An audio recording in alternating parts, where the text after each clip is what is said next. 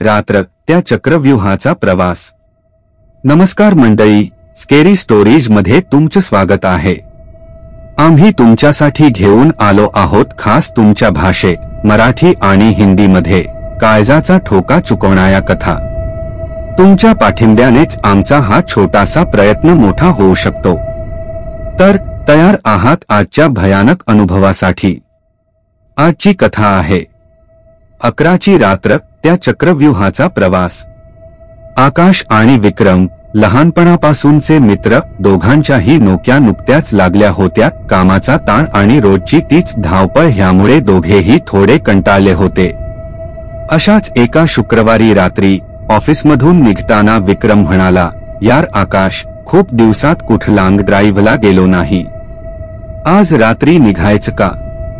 आकाशला ही कल्पना आवडली। चल, कुठे जायचं? अरे, तो नवीन हायवे किंग ढाबा उघडलाय ना, शहरापासून 80 ते 90 किलोमीटरवर। तिथले पराठे आणि लस्सी खूप फेमस आहेत म्हणे। रात्रीची शांतता, मोकळा रस्ता आणि गरमागरम जेवण। काय म्हणतोस? विक्रमने डोळे मिचकावत विचारलं। रात्रीचे 11 वाजत आले होते। ठीक आहे, डन, पण गाडी मी चालवणार, आकाश उत्साहात म्हणाला। थोड्याच वेळात आकाशच्या जुन्या पण दणकट गाडीतून त्यांचा प्रवास सुरू झाला। शहराची रोषणाई मागे पडली आणि गाडी हायवेला लागली। सुरुवातीला थोडीफार वर्दळ होती, पण जसजसे ते शहरापासून दूर जाऊ लागले तसतसा रस्ता अधिक निर्मनुष्य होत गेला। काळ्याभोर आकाशात चांदण्या लुकलुकत होत्या आणि गाडीच्या हेडलाईटच्या प्रकाशात रस्ता कापला जात होता। FM वर जुनी गाणी लागली होती आणि दोघेही गप्पा मारत जुन्या आठवणी काढत प्रवास एन्जॉय करत होते। साधारणपणे तासभर प्रवास झाल्यावर रस्त्याच्या कडेला त्यांना एक विचित्र वाळलेल्या फांद्यांचं मोठं झाड दिसलं।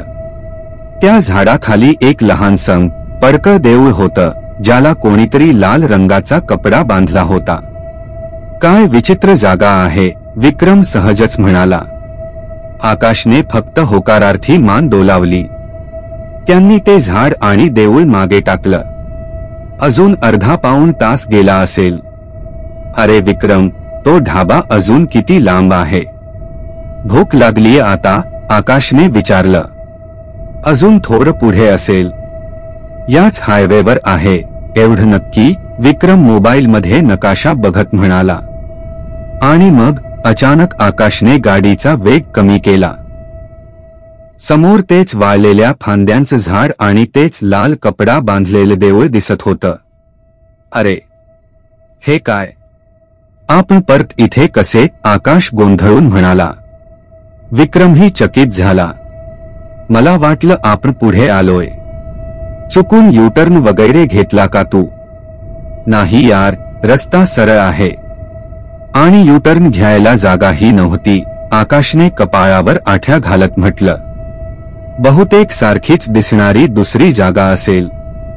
त्यांनी पुन्हा ते झाड मागे टाकलं। यावेळी दोघेही थोडे शांत झाले होते। गाडीतली गाणी कधीच बंद झाली होती। पुढची 15-20 मिनिट शांततेत गेली आणि मग विक्रम जवळपास किंचाळलाच, आकाश बघ, पुन्हा तेच झाड, तेच देऊळ, तोच लाल कपडा।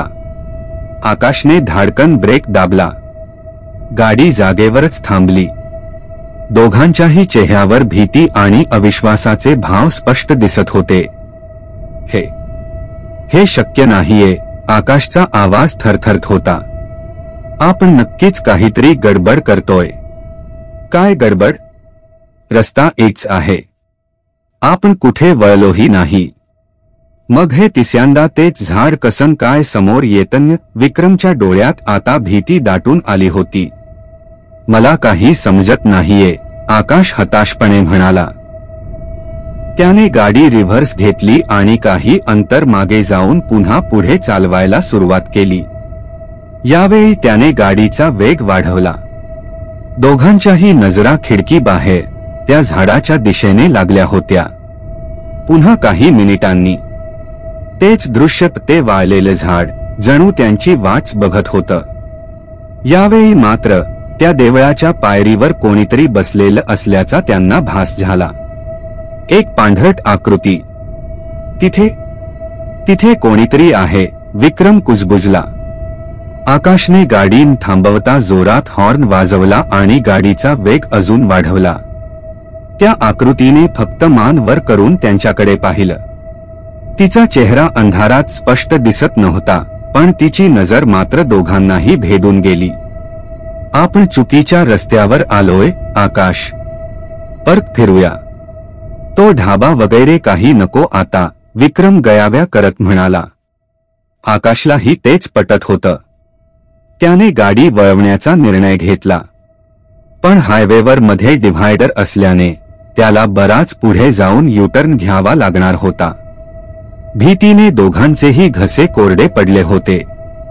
जसे ते पुढे जाऊ लागले तसतसे त्यांना रस्त्याच्या दोन्ही बाजूंना विचित्र गोष्टी जाणवू लागल्या. झाडं अधिक भयावह दिसू लागली होती. हवेत एक प्रकारचा विचित्र गारठा आला होता. गाडीचा रेडिओ अचानक सुरू झाला आणि त्यातून फक्त खरखरण्याचा आवाज येऊ लागला. मध्येच कोणीतरी अस्पष्टपणे काहीतरी बोलत असल्याचा भास होत होता. रेडिओ बंद कर, विक्रम ओरडला. आकाशने धडपडत रेडिओ बंद केला. ते युटर्नच्या जागेपर्यंत पोहोचले. आकाशने गाडी वळवली. आता फक्त शहराच्या दिशेने जायचं त्याने मनाशी ठरवलं. पण काही अंतर गेल्यावर विक्रमच्या तोंडून एक अस्पष्ट किंकाळी बाहेर पडली. समोर पुन्हा तेच झाड आणि तेच देऊळ. आणि यावेळी ती पांढरट आकृती देवळाच्या पायांवरून उठून रस्त्याच्या मधोमध उभी होती, हात पसरून, जणू त्यांना थांबवत होती. आकाशने पूर्ण शक्तीनिशी ब्रेक दाबला. गाडी त्या आकृतीपासून काही अंतरावर थांबली. हेडलाईटच्या प्रखर प्रकाशात ती आकृती आता स्पष्ट दिसत होती. एक अत्यंत वृद्ध स्त्री, पांढरी साडी नेसलेली, केस मोकळे सोडलेले आणि डोळे. तिचे डोळे लाल रंगाचे होते आणि ते त्यांच्याकडे रोखून बघत होते. तिच्या चेहऱ्यावर एक विचित्र, निर्विकार हास्य होतं. कोण आहेस तू? काय हवंय तुला? आकाशने गाडीची काच थोडी खाली करत विचारलं. त्याचा आवाज भीतीने कापत होता. ती स्त्री काहीच बोलली नाही. फक्त तशीच उभी राहिली, त्यांच्याकडे बघत. अचानक गाडीचे इंजिन बंद पडले. हेडलाईट्स फडफडू लागले आणि मग तेही गेले. आता फक्त चंद्राच्या अंधुक प्रकाशात त्यांना ती आकृती दिसत होती. आकाश, गाडी सुरू कर. प्लीज, काहीतरी कर, विक्रम रडवेल्या आवाजात म्हणाला. आकाशने चाबी फिरवली, पण गाडी सुरू झाली नाही.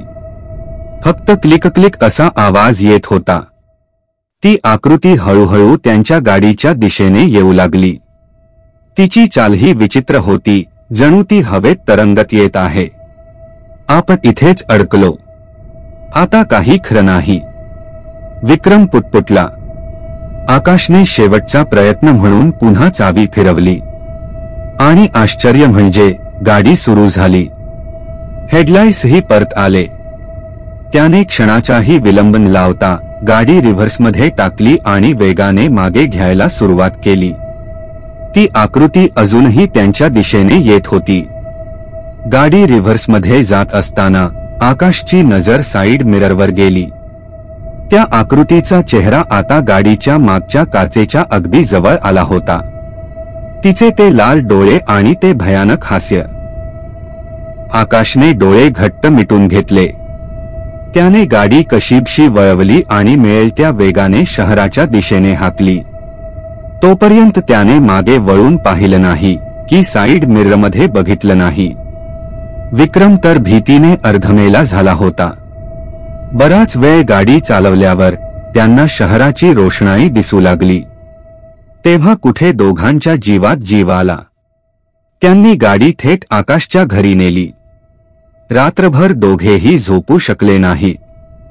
तो प्रसंग, ती आकृती, ते लाल डोळे त्यांच्या डोळ्यासमोरून जात नव्हते. दुसऱ्या दिवशी त्यांनी त्या हायवेबद्दल आणि त्या जागेबद्दल माहिती काढण्याचा प्रयत्न केला. तेव्हा त्यांना कळलं की ज्या ठिकाणी त्यांना तो अनुभव आला होता तिथे काही वर्षांपूर्वी एका वृद्ध स्त्रीचा अपघात झाला होता. ती रात्रीच्या वेळी रस्ता ओलांडत असताना एका भरधाव गाडीने तिला उडवलं होतं. तेव्हापासून त्या रस्त्यावरून रात्री प्रवास करणाऱ्या अनेक लोकांना असे विचित्र अनुभव आल्याच्या अफवा होत्या. काही जण म्हणायचे की ती स्त्री अजूनही तिथेच भटकते आपल्या मृत्यूचा बदला घेण्यासाठी. आकाश आणि विक्रमने त्यानंतर कधीही रात्रीचा अनावश्यक प्रवास केला नाही आणि तो हायवे किंग ढाबा त्यांच्यासाठी कायमचा एक भयावह आठवण बनून राहिला. कधीतरी रात्री गाडी चालवताना निर्मनुष्य रस्त्यावर एखादं वळण आलं की त्यांना आजही वाटतं की कुठून तरी तीच पांढरट आकृती समोर येईल, तेच लाल डोळे त्यांच्याकडे रोखून बघतील आणि तो चक्रव्यूहाचा प्रवास पुन्हा सुरू होईल. तर कशी वाटली आजची कथा? आशा आहे तुम्हाला नक्कीच आवडली असेल आणि थोडी भीतीही वाटली असेल. जर तुम्हाला आमचे प्रयत्न आवडत असतील तर कृपया या व्हिडिओला लाईक करा, तुमच्या मित्रमैत्रिणींसोबत शेअर करा आणि आमच्या चॅनलला सबस्क्राईब करायला विसरू नका. तुमच्या प्रतिक्रिया आम्हाला कमेंट बॉक्समध्ये नक्की कळवा. लवकरच भेटू एका नवीन रहस्यमय कथेसोबत. तोपर्यंत काळजी घ्या.